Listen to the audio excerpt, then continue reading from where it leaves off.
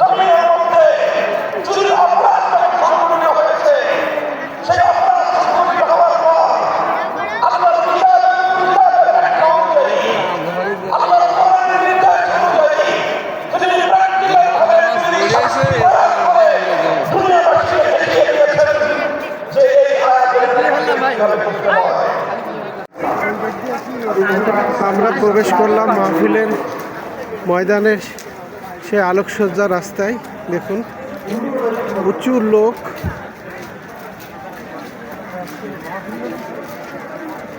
মনোরম পরিবেশে যে মাহফিল অনুষ্ঠিত হচ্ছে যশোর 3 দিন ব্যাপী। আজকে মাহফিলের প্রথম দিন। প্রধান বক্তা মামুনুল হক সাহেব একটু পরে স্টেজে বক্তৃতা দিবেন। এখন এশার আজান হচ্ছে। সমস্যা যত সব দূর করে দিবে রব, সমস্যা যত সব দূর করে দিবে রব, যদি তুমি যাও চেয়ে যাও সমাধান।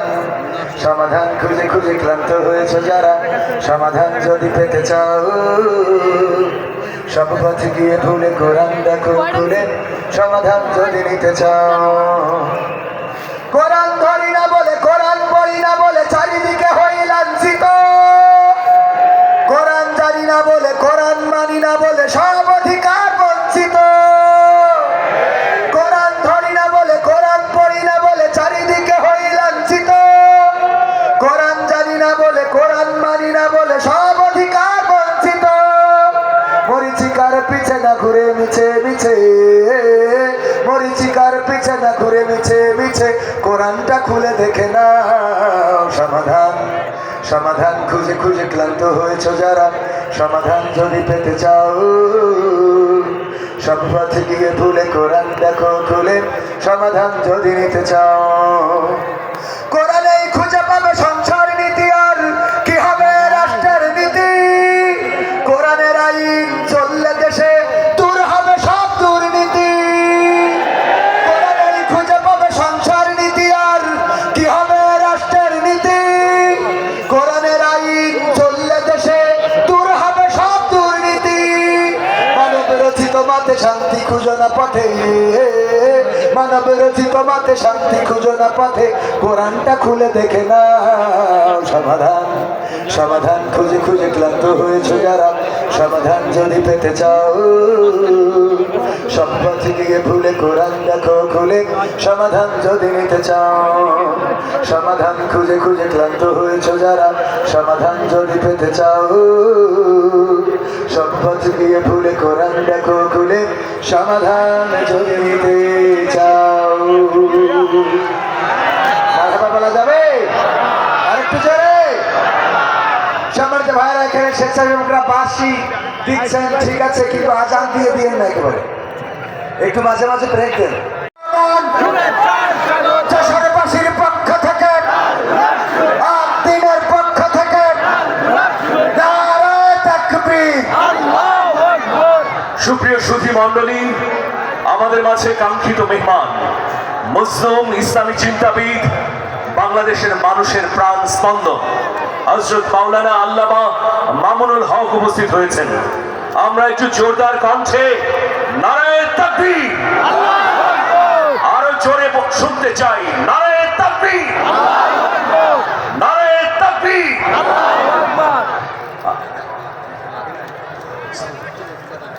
আমরা জানি যে মিথ্যা অপসৃত হয়, সত্য উদ্ভাসিত হয়।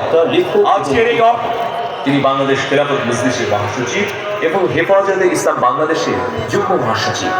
নাস্তিক ও ধর্ম নিরপেক্ষতাবাদীদের বিরুদ্ধে কঠোর বক্তব্য দিয়ে তিনি বিশেষভাবে আলোচিত হয়েছেন এবং এ সংক্রান্ত সকল আন্দোলনে নেতৃত্ব দিয়েছেন।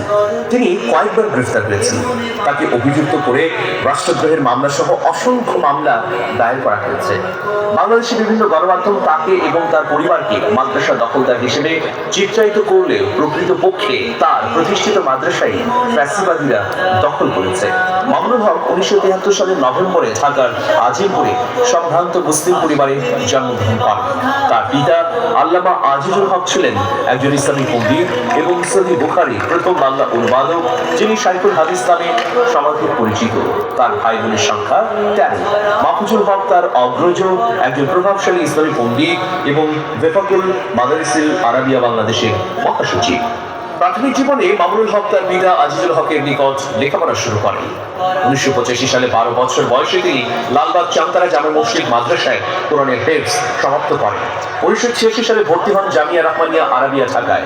1993 সালে জামিয়া রহমানিয়া আরাবিয়া ঢাকা থেকে কওমি মাদ্রাসা শিক্ষা বোর্ডে বেফাকুল মাদারিসিল আরাবিয়া বাংলাদেশের অধীনে কেন্দ্রীয় পরীক্ষায় উচ্চ মাধ্যমিকে প্রথম স্থান, 1995 সালে স্নাতক শ্রেণীতে তৃতীয় স্থান, 1996 সালে দাওরায়ে হাদিস পরীক্ষায় প্রথম স্থান অধিকার করেন। পাশাপাশি এশিয়ান ইউনিভার্সিটি অফ বাংলাদেশ থেকে অর্থনীতি অনার্স ও মাস্টার্স সমাপ্ত করেন মাওলানা মামুনুল হক। লক্ষ প্রাণের খুন ছড়াবো, ধীর পরাজয় মানব না, ধীর পরাজয় মানব না, ধীর পরাজয় মানব না, ধীর পরাজয় মানব না, ধীর পরাজয় মানব না।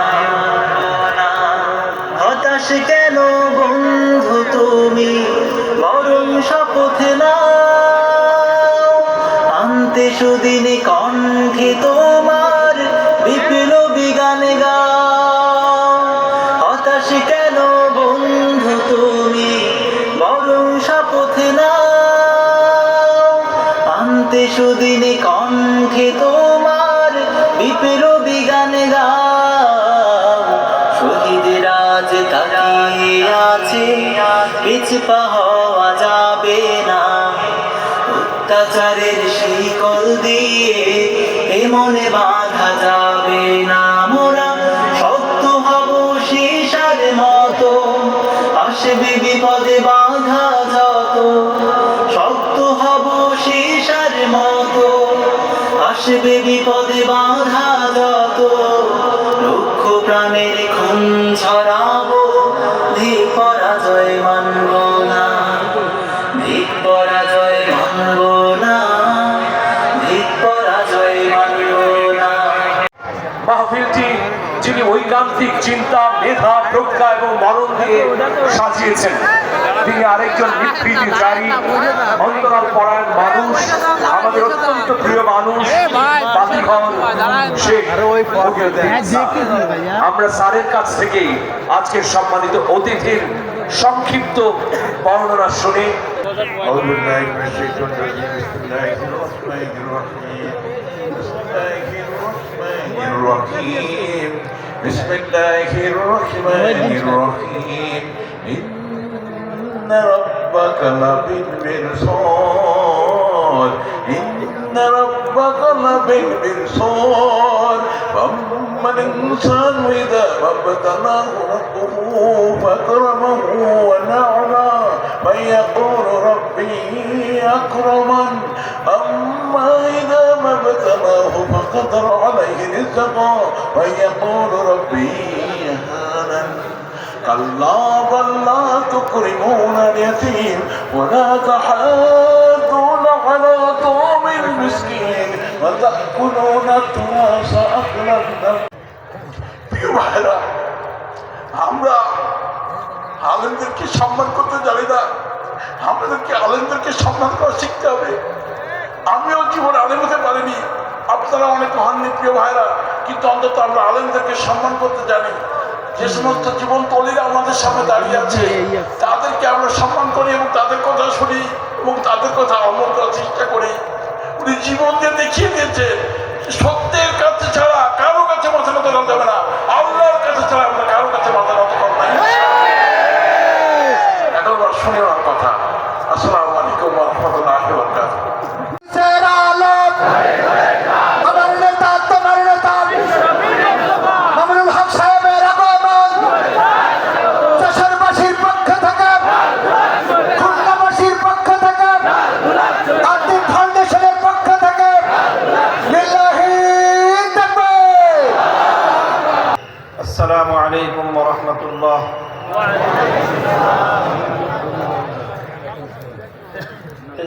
الحمد لله نحمده ونستعينه ونستغفره ونؤمن به ونتوكل عليه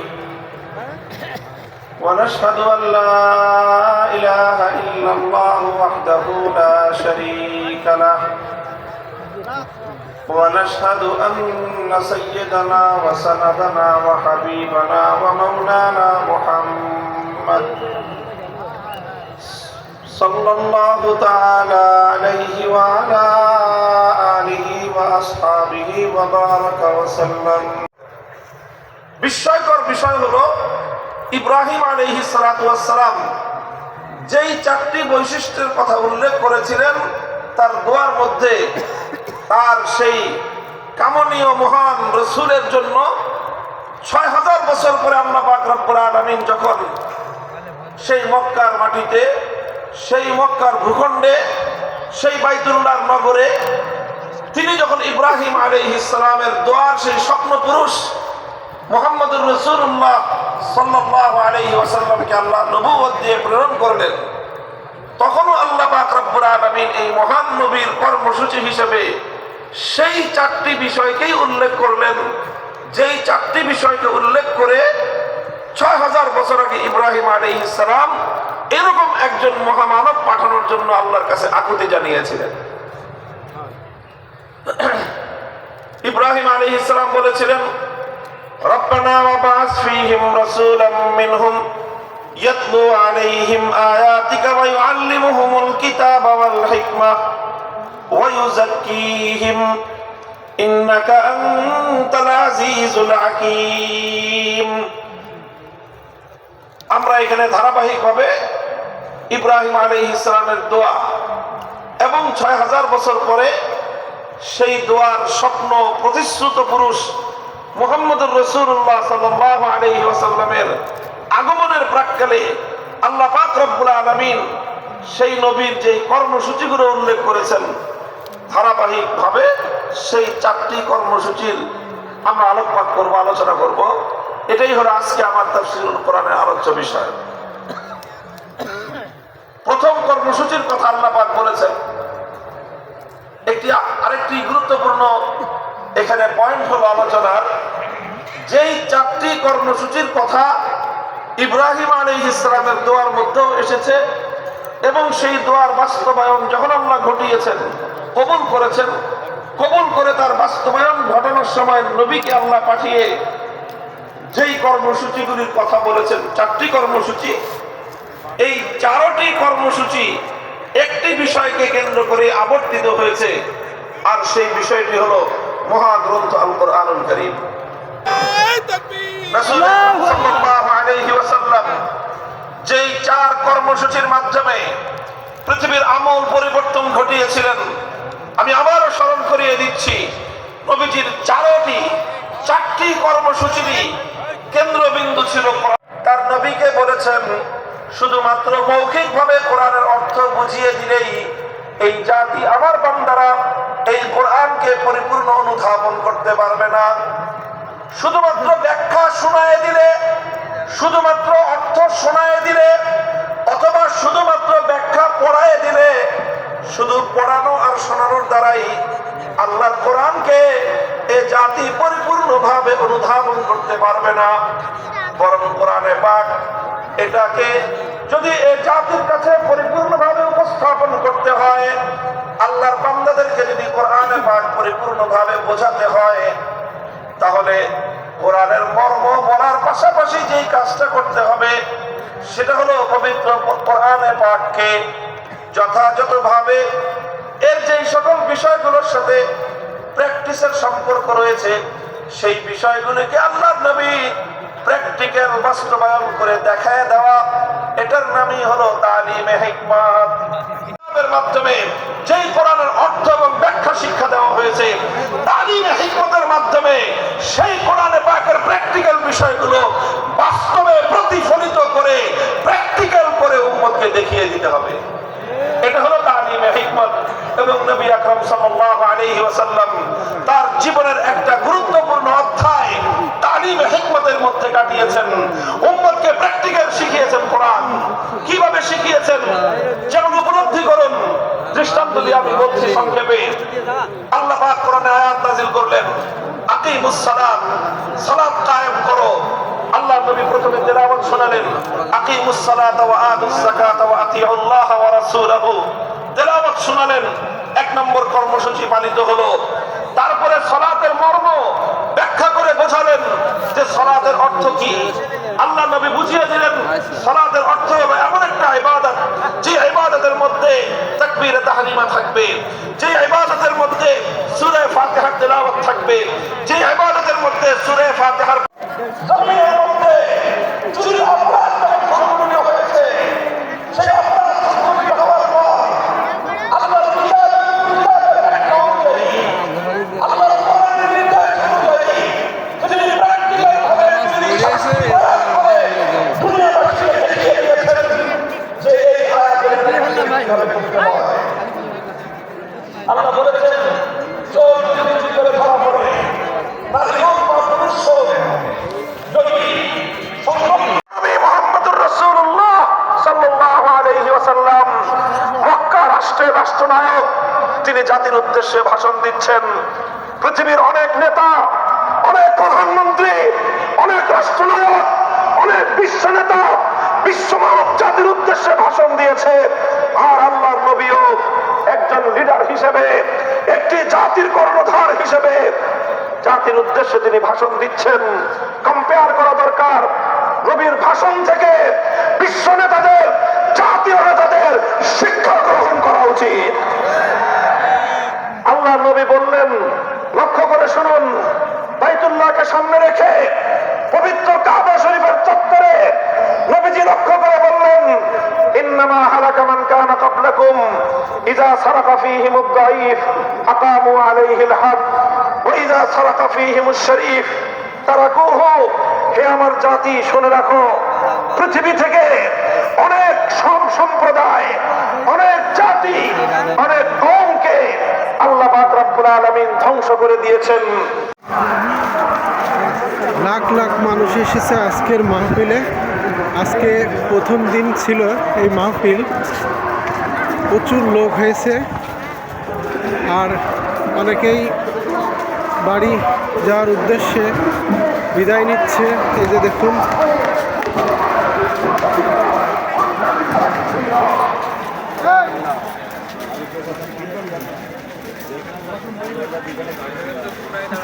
এই সাইডটাতে আছে মহিলাদের বসার জায়গা। এখানে প্রজেক্টর দেওয়া আছে, মহিলারা এখানে বসে মাহফিল শুনবে।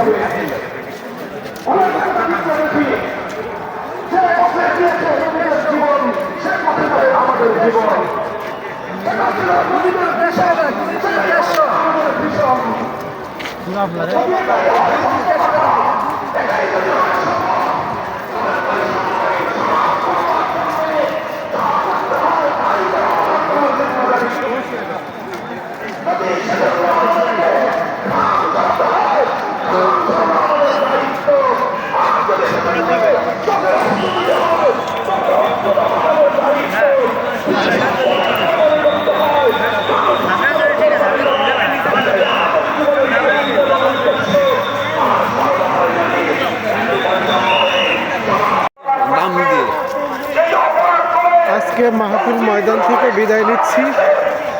আর আজকে প্রথম দিনের মাহফিলের বক্তা ছিল মামুনুল হক, এখনো চলছে।